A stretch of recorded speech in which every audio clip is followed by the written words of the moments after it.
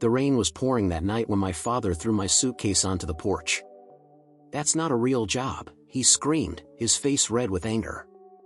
I was 22, passionate about digital marketing, but to him, I was just a failure living in his basement. "You're wasting your life on that computer nonsense. Get a real job or get out." The door slammed shut behind me, leaving me soaked and homeless. I had $247 in my bank account, a laptop, and a dream that everyone called impossible. Little did he know, this moment would change both our lives forever.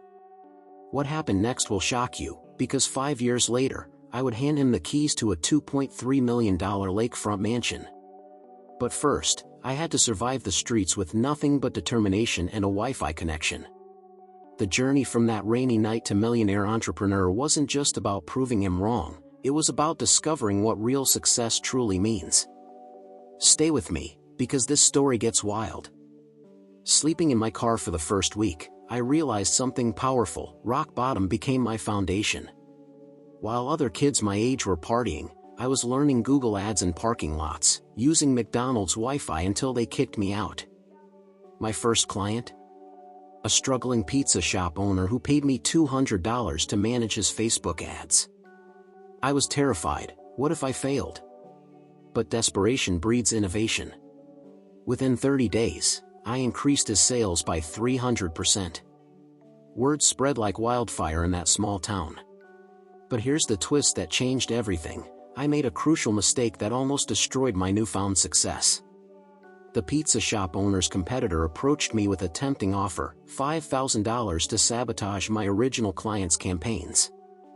I was broke, hungry, and that money could change my life instantly. The decision I made in that moment revealed my true character and set me on a path I never expected.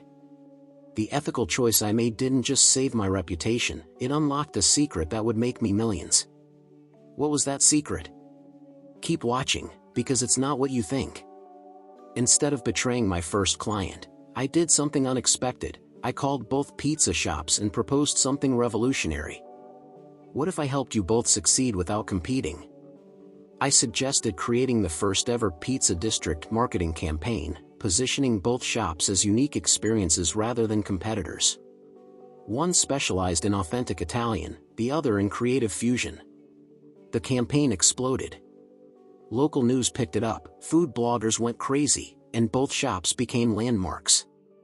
But this success taught me something invaluable about human psychology that most marketers never discover. People don't want to choose between good options, they want to feel smart about their choices. This insight became my secret weapon. Within 6 months, I had 12 local businesses begging for my services.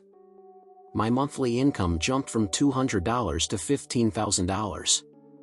I moved from my car to a modest apartment, but I never forgot that cold night on my father's porch. The real breakthrough was still coming, and it would involve a phone call that changed everything. A call from Silicon Valley that made me realize small-town success was just the beginning. The call came at 3 a.m. "We've been watching your work," the voice said. It was Sarah Chen, head of digital strategy at a Fortune 500 company. "Your pizza district campaign went viral in marketing circles. We need you in San Francisco tomorrow." I thought it was a prank, but 24 hours later, I was sitting in a glass conference room overlooking the Golden Gate Bridge. They offered me a position with a 6-figure salary, but I shocked them with my response. "I'll consult for you, but I won't be your employee." At 23, with barely 2 years of experience, I was negotiating with corporate giants. They laughed at first, until I showed them my results. My unconventional approach had generated over $2 million in additional revenue for my small-town clients. The contract they offered me was life-changing, $50,000 per month, plus performance bonuses. But accepting it meant leaving behind everything I had built. The decision wasn't easy, and the consequences were unexpected. What I discovered in Silicon Valley wasn't just about business, it was about the psychology of success that would eventually help me buy my father that mansion. Silicon Valley was intoxicating, but also terrifying. My first project was rescuing a failing tech startup that had burned through $10 million in funding. The founders were brilliant engineers but clueless about marketing. They had an amazing product, an AI-powered fitness app, but zero users. Traditional agencies had failed them miserably. I had 90 days to save the company or they'd shut down forever. The pressure was immense, but I thrived under it. Instead of focusing on the app's technical features, I created campaigns around emotional transformation stories. "What if 90 days could change your life forever?" became our tagline. I recruited real beta users and documented their journeys authentically. The vulnerability and raw emotion in these stories created a connection that polished marketing never could. But the real genius move was what I did next, something so unconventional that it nearly got me fired. I deliberately made our ads imperfect. Shaky camera work, real people with real struggles, unscripted testimonials. The founders thought I'd lost my mind. Then the metrics started rolling in, and everything changed. The results were beyond anyone's wildest expectations. Within 60 days, the fitness app had 100,000 active users. The imperfect, authentic approach I pioneered became the new gold standard in Silicon Valley marketing. But success came with a price I didn't expect. Everyone wanted to steal my strategies. Competitors offered my team members double salaries to defect. Corporate espionage became real when I discovered someone had hacked our campaign data. The stress was crushing me, but the money was addictive. I was earning more in a month than my father made in a year, yet I felt empty inside. Late one night, reviewing campaign analytics, I realized something profound. I was helping others transform their lives, but I hadn't transformed my relationship with my own family. My father still believed I was wasting my life, because I'd been too proud to tell him about my success. The breakthrough moment came when I decided to document my own vulnerability. I created a personal video about being kicked out, sleeping in my car, and climbing back up. That video changed everything, not just my career, but my understanding of what truly matters. The response was overwhelming and unexpected. The personal video I never intended to publish accidentally went live during a client presentation.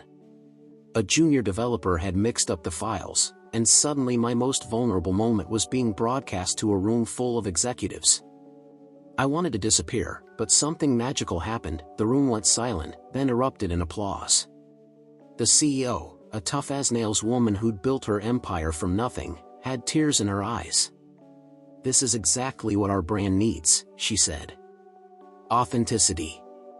Vulnerability. Real human connection. That accidental reveal became my signature approach. I started incorporating personal storytelling into every campaign, showing the real struggles behind success stories. The results were extraordinary. Engagement rates increased by 400%, conversion rates doubled, and client retention became nearly 100%. But the real transformation was happening inside me. Sharing my story publicly forced me to confront the pain I'd been carrying about my father's rejection. Success without reconciliation felt hollow. I knew I had to make a choice: continue building my empire in isolation, or risk everything to heal the relationship that mattered most. The decision I made would test everything I'd learned about courage and vulnerability. I bought a plane ticket home without telling anyone. My hands shook as I drove through my old neighborhood. Nothing had changed, but I felt like a completely different person. My childhood home looked smaller, more fragile than I remembered. I sat in the car for an hour, gathering courage. When I finally knocked, my mother answered with tears streaming down her face. "He talks about you every day," she whispered. "He regrets everything, but he's too proud to call." My father appeared behind her, looking older and more tired than I remembered. The silence stretched between us like a canyon.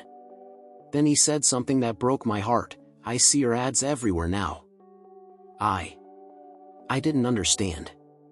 I was scared you'd fail and get hurt. In that moment, I realized his anger had never been about my career. It was about his own fears and limitations. We talked for hours, sharing stories and pain we'd both been carrying. But I had one more surprise that would change everything. The announcement I made that night would shock him to his core and prove that sometimes the biggest victories aren't measured in dollars, but in restored relationships. "Dad, I want to show you something," I said, pulling out my laptop. His eyes widened as I showed him my business dashboard, revenues, client testimonials, team photos from around the world. This month alone, we generated $2.8 million for our clients. He stared at the screen in disbelief. But I thought, the internet thing. I didn't think it was real. That's when I realized the generational gap had created a fundamental misunderstanding. To him, real work meant physical labor, time clocks, and traditional employment. Digital success seemed invisible, almost magical. I spent the next 3 hours explaining modern business, showing him how marketing psychology works, how digital transformation helps companies thrive. His questions were thoughtful, curious. The engineer in him was fascinated once he understood the mechanics. But then I dropped the real bombshell. Dad, I've been looking at properties. There's a lakefront house about an hour from here. I want to buy it for you and Mom. The silence that followed was deafening. What happened next would reveal the depth of our transformed relationship and set the stage for the most emotional moment of this entire journey. My father's reaction wasn't what I expected. Instead of joy or gratitude, his face crumpled with guilt. Son, I don't deserve this. I threw you out.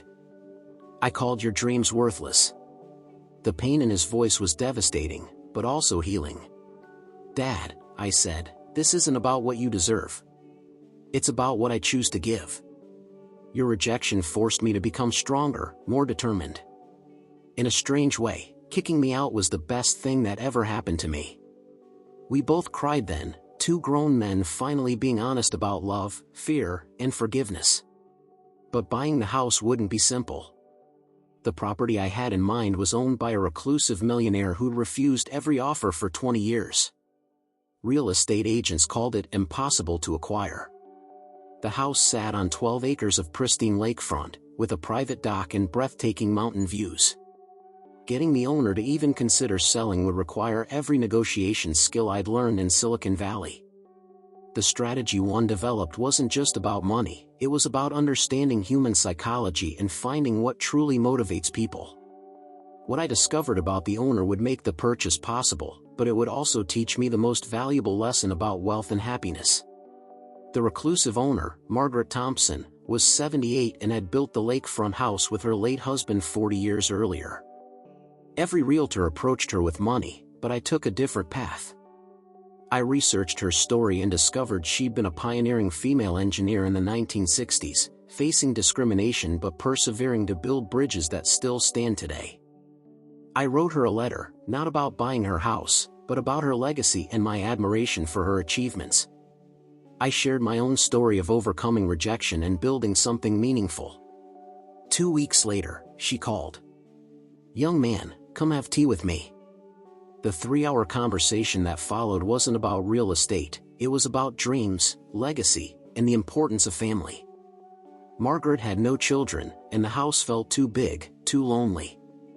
I've been waiting for someone who would love this place the way my husband and I did, she said. But her condition for selling was extraordinary and would require me to make a promise that would change my life's direction forever. What she asked wasn't about money, it was about carrying forward a legacy of building bridges, both literal and metaphorical.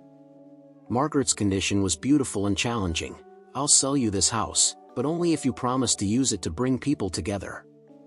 This place was built for family, for connection, for healing relationships. She wanted me to host an annual gathering for families working through difficult relationships, providing the same healing space that had just transformed my connection with my father. The price she offered was incredible, 30% below market value, but the responsibility felt enormous. Could I honor such a meaningful legacy while running my expanding business? The answer came when I realized this aligned perfectly with my authentic marketing philosophy. I'd built my career on genuine human connection and vulnerability. This house could become the ultimate expression of those values. I accepted immediately, and we shook hands in her sunroom overlooking the lake. But the real surprise came 3 months later at closing, when Margaret revealed something about the property that made it even more special. The discovery would connect my family's story to the house in a way that seemed almost magical, proving that some things are truly meant to be. At the closing, Margaret handed me an old photo album. "I thought you should see this," she smiled mysteriously. As I flipped through pages of the house's construction in 1983, I froze. There, in a black and white photo, was a young construction worker who looked exactly like my father. "That's Bill, isn't it?" Margaret asked gently.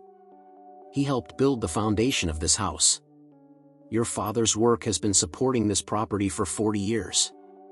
I couldn't speak. The irony was overwhelming. My father, who'd called my work not real, had literally built the foundation of the house I was buying for him with my not real job. Margaret had kept detailed records of every worker, every craftsman who'd contributed to her dream home. She'd remembered my father's name from my letter and made the connection. "This house has been waiting for your family to come home," she said, tears in her eyes. The emotional weight of this revelation hit me like a tidal wave.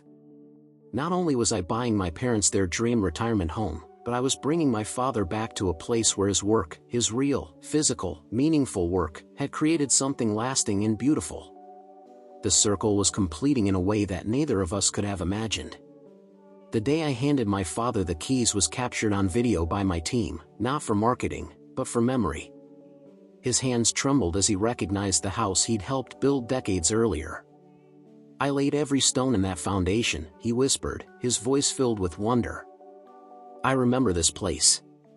I was so young, so proud of the work we did here." Watching him walk through rooms he'd helped create, seeing him run his fingers along walls that held his craftsmanship, was the most powerful moment of my life. My mother cried as she explored her new kitchen, the morning sunlight streaming across the lake. But the real magic happened when my father turned to me on the back deck. "Son, I understand now. Your work, my work, we're both builders. I build with stone and steel, you build with words and ideas. Both matter. Both are real." The reconciliation was complete, but the story was just beginning. The annual gathering Margaret had requested became something extraordinary. The first event drew 12 families dealing with estrangement, addiction, and broken communication. What happened during that weekend would prove that the house truly was meant for healing, and it would inspire a movement that reached far beyond my marketing business. The first annual Bridge Builder Weekend exceeded every expectation. 12 families arrived as strangers carrying heavy burdens of resentment, disappointment, and broken trust. By Sunday evening, the transformation was miraculous. Parents and children who hadn't spoken in years were making plans for holidays together. The methodology was simple but powerful: structured vulnerability exercises, guided storytelling sessions, and the healing power of the lakefront setting itself. One father, estranged from his entrepreneur daughter for 5 years, broke down when he realized his rejection had been rooted in fear, not disappointment. A mother who'd called her son's artistic career worthless watched him facilitate a breakthrough between another family and finally understood his gift for bringing people together. The weekend was filmed for a documentary that would later inspire thousands of families to seek reconciliation. But the most unexpected outcome was how it transformed my business. Companies began hiring me not just for marketing, but for corporate culture transformation. The authentic connection principles I'd learned from family healing translated perfectly to business relationships. My revenue doubled, but more importantly, my purpose became crystal clear. I wasn't just building campaigns, I was building bridges between people. Word spread about the Bridge Builder Weekend, and applications poured in from around the world. Families flew in from 6 continents to experience the healing power of structured vulnerability and authentic connection. The lake house became a pilgrimage destination for broken relationships seeking restoration. But success brought unexpected challenges. The local community initially resisted the influx of outsiders, worried about traffic and privacy. I had to use every diplomatic skill I'd learned in corporate negotiations to build bridges with longtime residents. The solution was brilliant in its simplicity. I hired local businesses to cater events, employed residents as facilitators, and opened the program to local families for free. The economic impact transformed the small lakefront community. Property values increased, new businesses opened, and the town became known as the healing capital of America. National media attention followed, with features in major magazines and television programs. But the story that went viral wasn't about business success or family reconciliation, it was about something much more profound. A video filmed during the third annual gathering would capture a moment so powerful, so universally human, that it would reach 50 million people and change countless lives forever. The viral moment happened during our third annual gathering. A 92-year-old grandfather, wheelchair-bound and suffering from dementia, was brought by his grandson who'd been estranged from his own father for 15 years. 3 generations of broken communication, decades of silence and resentment. During a storytelling exercise, something extraordinary occurred. The grandfather, who rarely spoke coherently anymore, suddenly became lucid. He looked at his son and grandson and said, "I'm sorry I never told you I was proud. I was proud every day, but I didn't know how to say it." The room went silent. Then, in a moment of pure grace, 3 generations embraced for the first time in decades. The grandfather passed away peacefully 3 weeks later, but not before reconciling with his entire family. The video of that moment, shared with permission, touched something universal in the human experience. Comments poured in from around the world. "This could be my family. I need to call my dad. I've been such a fool." The viral success was unprecedented, but it also brought criticism and scrutiny. Some called it emotional exploitation, others questioned the authenticity of such profound healing. The backlash tested everything I believed about vulnerability and public storytelling. The criticism stung, but it also clarified my mission. In response to accusations of exploitation, I made all Bridge Builder resources completely free and open source. Workshop materials, facilitation guides, healing exercises, everything was shared freely with therapists, counselors, and families worldwide. The decision cost me potential millions in licensing revenue, but it multiplied the impact exponentially. Thousands of communities began hosting their own healing gatherings. Universities developed curricula around relational restoration. Corporate team building evolved from trust falls to authentic vulnerability practices.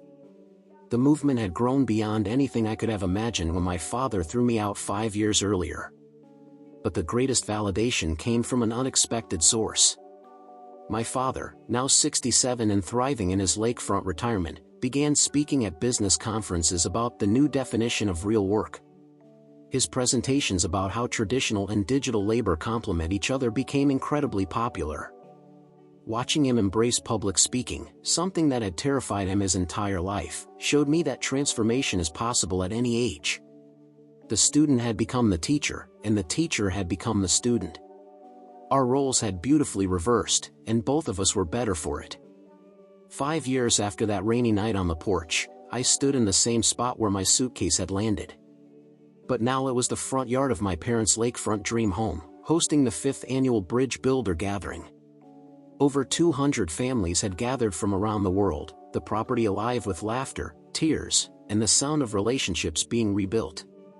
My father, now a confident public speaker and my business partner in the Bridge Builder Foundation, was leading a workshop on building with heart, whether in construction or connection. The transformation was complete, but not in the way I'd originally imagined.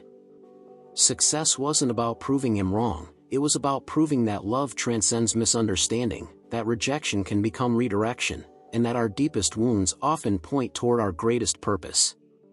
My marketing agency now manages campaigns for Fortune 100 companies, generating over $50 million annually for clients.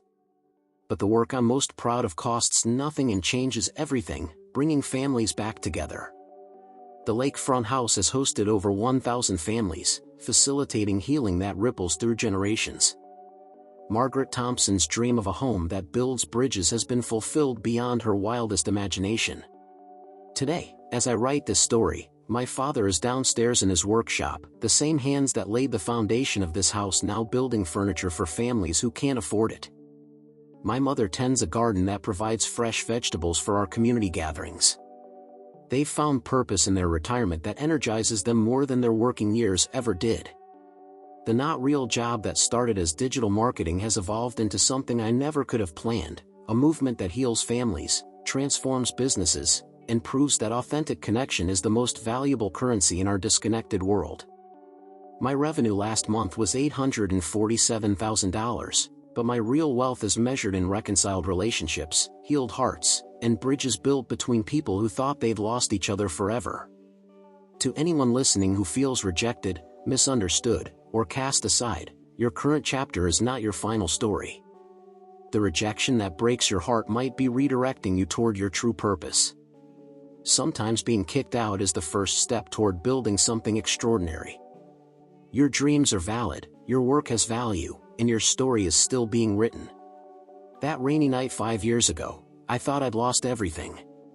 Instead, I'd found the foundation for everything that truly matters. This isn't just about success, it's about transformation, redemption, and the incredible power of never giving up on the people we love, even when they give up on us first. As I reflect on this incredible journey, I see profound lessons that apply to every aspect of our daily lives. How many of us carry the voices of doubt from people we love most? That critical parent, the skeptical teacher, the friend who called our dreams unrealistic? This story teaches us that rejection often says more about the rejector's fears than our potential. When my father called digital marketing not real work, he wasn't seeing my future, he was projecting his own limitations and fears about a changing world. Think about your own life right now. What dreams are you postponing because someone you respect doesn't understand them? What opportunities are you avoiding because they don't fit traditional definitions of success? The digital age has created countless new paths to prosperity and fulfillment, but generational gaps often create misunderstanding. Your parents might not understand cryptocurrency, social media influence, or online businesses, but that doesn't make these paths less valid. The most powerful revelation in this story wasn't the financial success, it was discovering that my father's rejection came from love, not lack of belief in me. He was terrified I'd fail and get hurt. How many relationships in your life are strained by miscommunication masquerading as rejection? That colleague who seems dismissive might be intimidated by your confidence. That family member who criticizes your choices might be projecting their own regrets about roads not taken. The bridge builder movement that emerged from this journey represents something we all desperately need: authentic connection in an increasingly digital world. Every day, we see families torn apart by political differences, generational gaps, and misunderstandings. Social media creates echo chambers that amplify division. But vulnerability and honest storytelling, the tools that built my business empire, can also heal our most precious relationships. Consider the people in your life you've written off as impossible to reach. The parent who doesn't understand your career, the child who seems to have rejected your values, the friend who's become distant. What if their resistance isn't rejection, but a cry for connection they don't know how to express? What if the very conflict that's pushing you apart could become the foundation for deeper understanding? The lake house in this story became more than a gift, it became a symbol of how success finds its truest expression in service to others.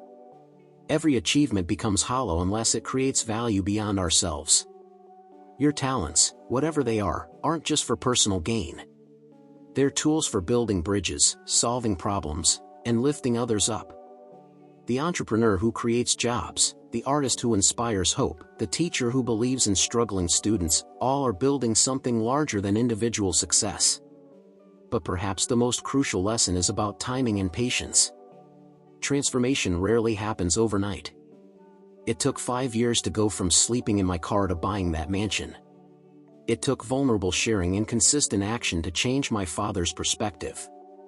Your current struggles aren't permanent, they're preparation.